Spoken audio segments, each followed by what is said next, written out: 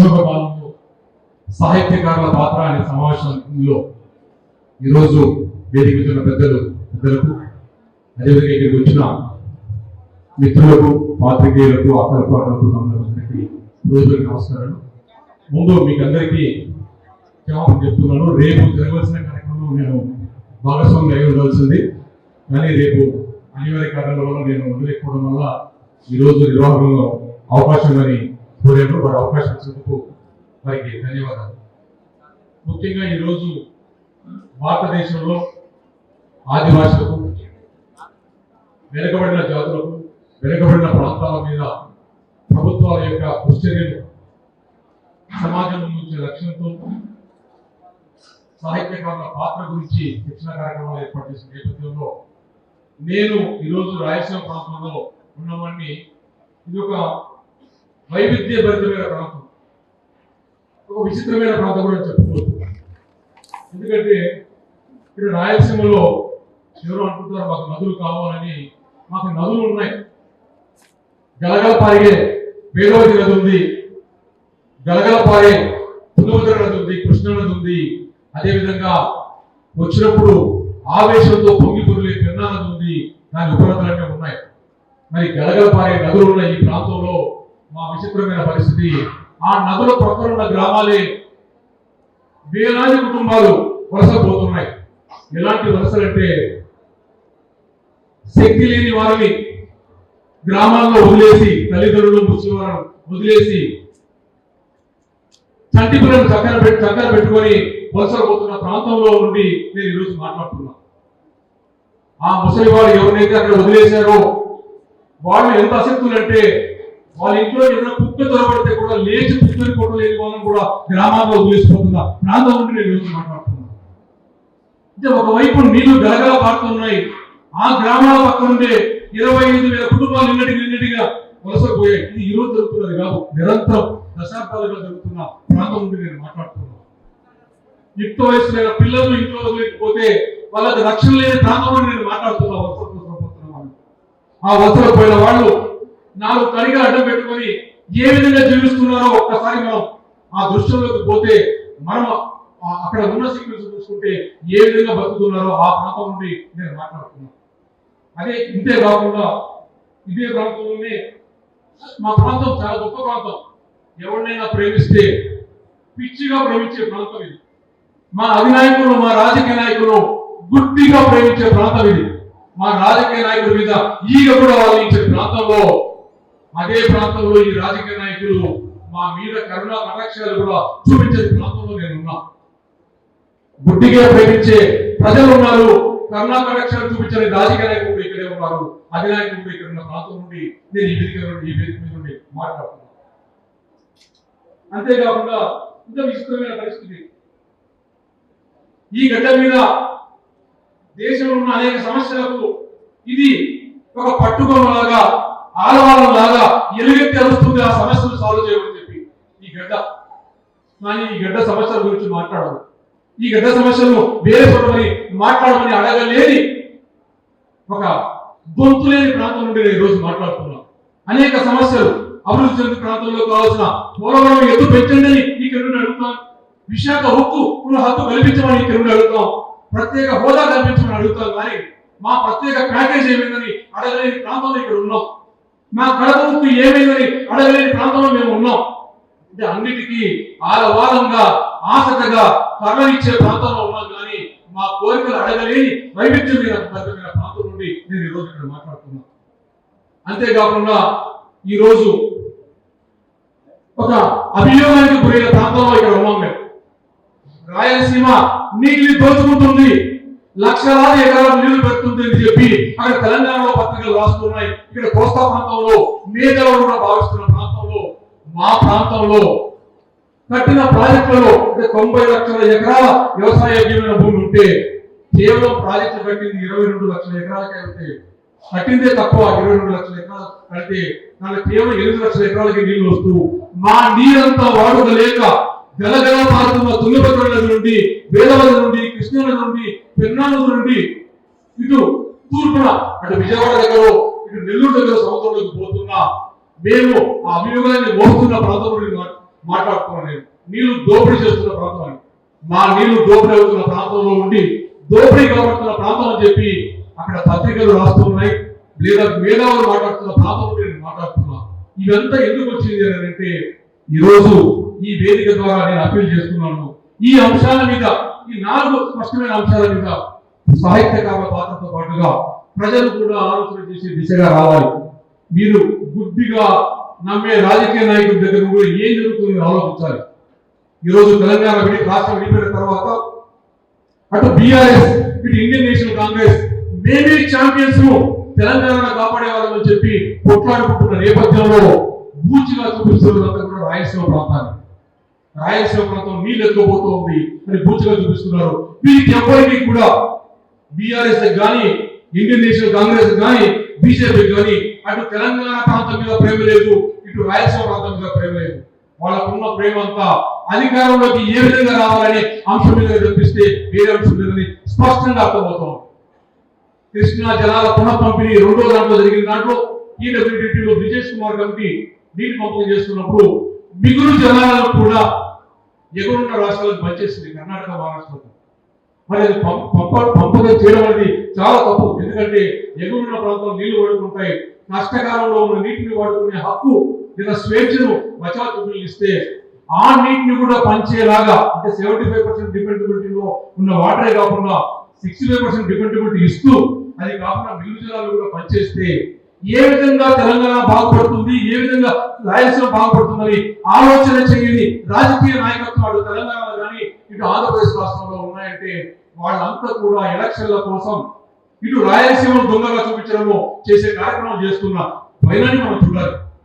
ఈరోజు దాని మీద స్పెషల్ పిటిషన్ సుప్రీంకోర్టులో ఉంది. మిగులు జలాన్ని పనిచేస్తే తెలంగాణ నాశనం అయిపోతుంది, రాయలసీమ నాశనం అయిపోతుంది.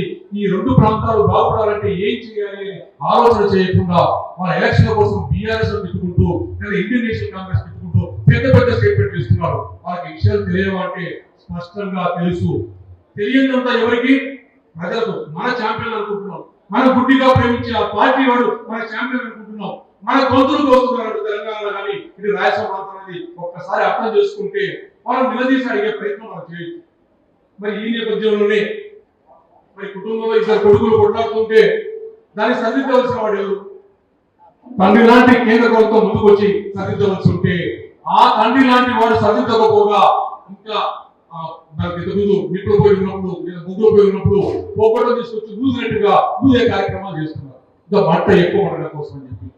అందుకని రాజ్యాంగానికి వ్యతిరేకంగా లేదా పార్లమెంట్ లో జరిగిన రాష్ట్రపతి చట్టం వ్యతిరేకంగా కొత్త టర్మ్స్ ఆఫ్ రెఫరెన్స్ తీసుకొచ్చేసి ఇంకా పీఠముడి వేసి మీరు కొట్లాడుకొని చావండి, నాకు అధికారం రావాలి తెలంగాణలో, ఏ విధంగా అయినా సరే నేను అధికారంలోకి రావాలని చెప్పి పోరాటం చేస్తూ కొత్త చట్టాలు తీసుకొచ్చి తెలంగాణకు నీళ్ళు ఇస్తున్నట్టుగా ప్రకటించేసి పీఠముడి వేసిపోయిన బీజేపీ పార్టీ అన్నది.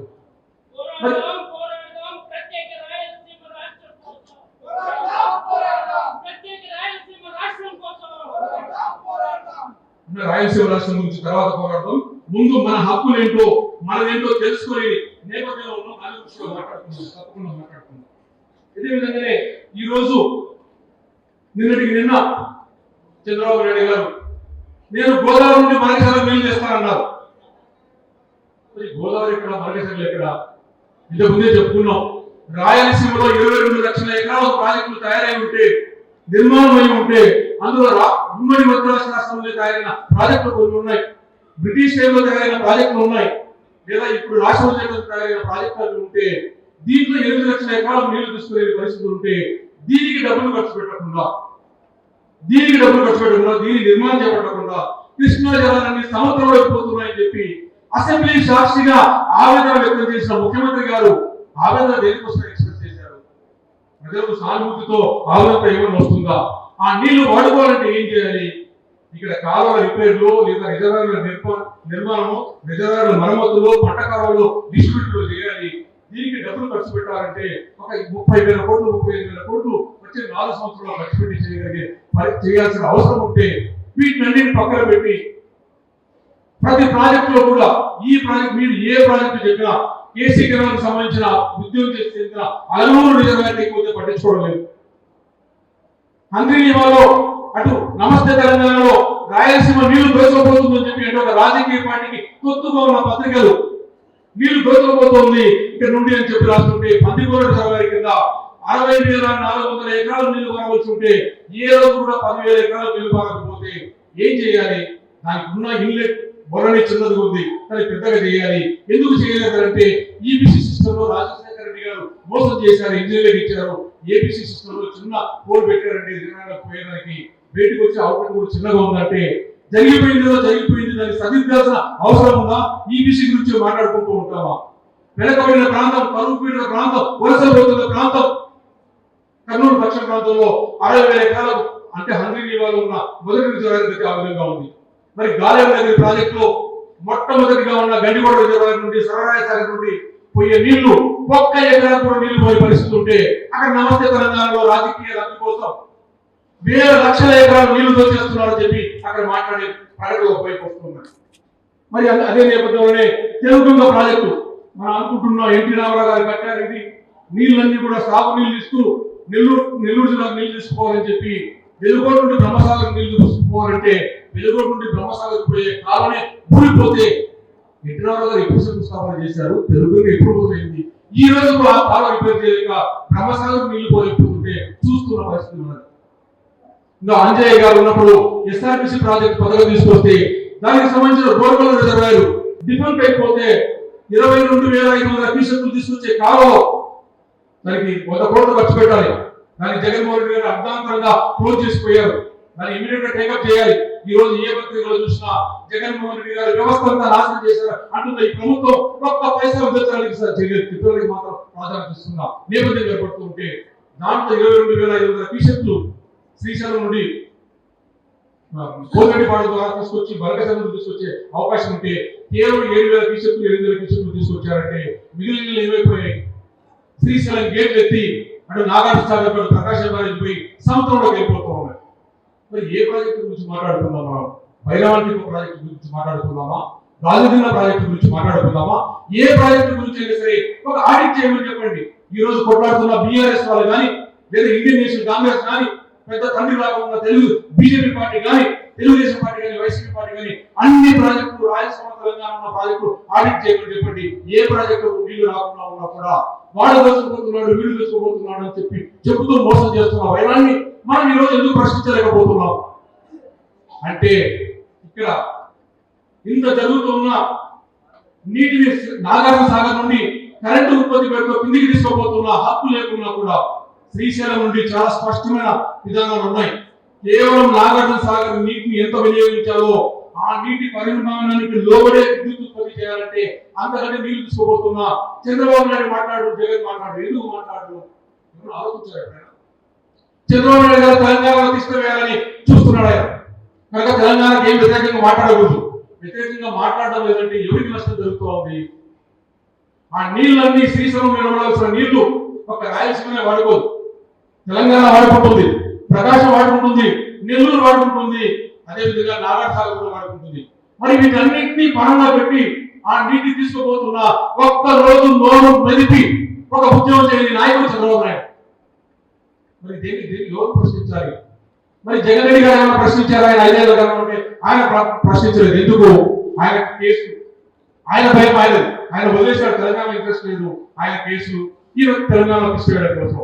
ఇలాంటి నేపథ్యంలో మిమ్మల్ని అందరినీ కూడా విరసనలో ఉన్న సభ్యులందరినీ కూడా అప్పీల్ చేస్తున్నారు. ఈ అంశాలు ప్రజలకు చేరడం కోసం అయ్యా నీకు గుడ్డిగా ప్రేమించే రాజకీయ నాయకుడు ఎవరు కూడా నీ కన్నా కటాక్షాలు ఎక్కడ చూపించడం లేదు. అది తెలంగాణ కావచ్చు, రాయలసీమ కావచ్చు, ప్రకాశం కావచ్చు, నెల్లూరు కావచ్చు, గుంటూరు కావచ్చు. నీళ్లు అత్యంత కీలకం. ఈరోజు మన అమలు తరాలు వలసలు పోతూ దిక్కు తెలియకుండా ఎక్కడో ఉండిపోతూ ఉంటే ఈ నీళ్లను దుర్వినియోగం చేస్తారని ఎవరు ప్రశ్నించాలి? ప్రజలు ప్రశ్నించాల్సిన సమయంలో ఈరోజు అధికారులు చూసుకుంటున్న నేపథ్యం ఒకవైపు ఉంటే, రెండో అంశం ఈరోజు గోదావరి మార్గశిరలా అని చెప్పి చంద్రబాబు నాయుడు గారు తీసుకొచ్చారు. ఇక్కడ ఆర్థిక అంశాలే ముడిపడి ఉన్నాయి, కానీ ఈ అంశంతో ప్రజల సంక్షేమం మాత్రం ముడిపడలేదని చాలా బాగా అర్థమవుతుంది. ఎందుకంటే నిన్న జనవరి 10వ తారీఖు 12వ తారీఖులో ఈనాడు పేపర్లో చాలా స్పష్టంగా రాశారు. ప్రభుత్వాలు ఎందుకు ప్రధాన కాలువలే తీస్తారు, ఎందుకు రిజర్వాయర్లు పెడతారు, ఎందుకు ఎత్తిపోతల పథకాలు పెడతారు, మిగిలినవి డిస్ట్రిబ్యూటర్స్ కానీ పంట కాలువలు చేయరంటే లాభం వచ్చేది మాత్రం పంపులు పెడితేనే లాభాలు వస్తాయి, ప్రధాన కాలువలు మట్టి పని చేస్తేనే లాభం వస్తాయి, రిజర్వాయర్లు మట్టి పని చేస్తేనే లాభం వస్తాయి. కాబట్టి రాజకీయ నాయకులు కాంట్రాక్టర్లు అధికారులంతా దానిని ఇష్టపడతారు. కాబట్టి ఆ నిర్మాణం జరిగిపోయి తర్వాత నీళ్లు పారే భయం మనకు స్పష్టంగా కనిపిస్తాం. ఈరోజు హంద్రీ నియమంలో 6 లక్షల ఎకరాలు నీళ్లు పారవలసి ఉంటే కాలువ 3600 క్యూసెక్లు నీళ్లు పారవలసి ఉంటే 1200 క్యూసెక్లకే పారుతోంది. మరి బిల్లులు ఇచ్చేసారు కాంట్రాక్టర్లు, బిల్లులు తయారైపోయి ఇంజనీర్లు సంతకాలు పెట్టారు, రాజకీయ నాయకులు యాక్సెప్ట్ చేశారు, మళ్ళీ నీళ్లు పారలేదంటే ఏమైపోతుంది? అక్కడ పంట కాలువలు చేస్తున్నాయా? పంట కాలువలు లేవు, డిస్ట్రిబ్యూటర్స్ లేవు. తుంగభద్ర ఎగువ కాలువలో 2,85,000 ఎకరాలు నీళ్లు పారవలసి ఉంటే ఏ సంవత్సరం కూడా తుంగభద్ర నదులు రావాల్సిన నీటి కంటే 500-600 నీళ్లు వచ్చిన సందర్భంలో కూడా నీళ్లు 20,000 ఎకరాలు మించి పారడం ఉంటే దాన్ని రిపేర్ చేస్తారా లేదా గోదావరి నుండి బలగసలకు తీసుకొస్తారా అంటే ఆ ప్రధాన కాలం తవ్వడం ఎత్తుపోతం చేస్తే ఆర్థికమైన అంశాలు ఇన్వాల్వ్ అవుతాయి. ఆ కాంట్రాక్టర్లు చెప్పిన ప్రకారం ఈ రాష్ట్రంలో ఉన్న కాంట్రాక్టర్లు ఏ పని చేయమంటే ఆ పని చేయడానికి రాజకీయ నాయకులు సిద్ధమయ్యారు, రాజకీయ పార్టీలు సిద్ధమైన సందర్భంలో ప్రజల అంశాలు ప్రజలకు ఏం కావాలని తెలుసుకోవడానికి కూడా ఇష్టపడే రాజకీయ వ్యవస్థ ఉన్నప్పుడు అందరినీ అప్పీల్ చేస్తున్నారు. ఈ రోజు ఈ సాహిత్యకారులు మీరు ప్రజలు చైతన్యవంతం చేయడానికి వాళ్ళ దృష్టికోణం ఈ దిశగా మార్చడం కోసం మీరు కార్యక్రమాలు చేపట్టాలని చెప్పి కోరుకుంటూ, అదేవిధంగానే ఈరోజు పోలవరం ప్రాజెక్టు ఆర్థికంగా కేంద్ర ప్రభుత్వం నిధులతో కట్టవలసిన పోలవరం ప్రాజెక్టును రాష్ట్ర ప్రభుత్వం ఎందుకు వేసుకుంది? ఆ కాంట్రాక్ట్ తీసుకుంటే డబ్బులు మాకు వస్తాయి. మరి రాష్ట్రంలో చట్టంలో ఉన్న 4 ప్రాజెక్టులు తెలుగుగా గాలినగరి అందులో వెలుగుంట ఎవరు కట్టాలి? రాష్ట్ర విభజన చట్టం ప్రకారం రాష్ట్ర ప్రభుత్వం నిర్మాణం చేయాలి. మరి ఈ పథకాలను పక్కన పెట్టి పోలవరం పథకానికి నిధులు ఖర్చు పెట్టుకుంటూ దాన్ని తీసుకొచ్చారు. డయాగ్రామ్ బాగా మునిగిపోయింది. ఇటీవల ఎలక్షన్స్ ముందరనే దాన్ని ఆగమేఘాల మీద చేయాలని చెప్పి ఒక పద్ధతి ప్రకారం చేయడం వల్ల నష్టపోయిన వైన ఒక వైపు కనబడుతుంటే మన ప్రాజెక్టులు ఎక్కడి వేసిన దొంగలు అక్కడే ఎవరికి ఇష్టం వచ్చినట్టుగా వాడు గాలేరు దగ్గర నుండి హంద్రీ మాకు లింక్ తీసుకొస్తామని చెప్పి ఒకరు ఇంకో చోట ఇంకో చోట ఎవరు ఇష్టం వచ్చినట్టుగా కూడా 500 కోట్లు 600 కోట్లు ఖర్చు పెట్టేసి కాంట్రాక్టర్ నుండి డబ్బులు తీసుకుంటూ చేస్తున్న నేపథ్యంలో ప్రజలు ఆలోచన చేయాల్సిన అవసరం ఉంది. ఈ రోజు ఏం జరుగుతుంది?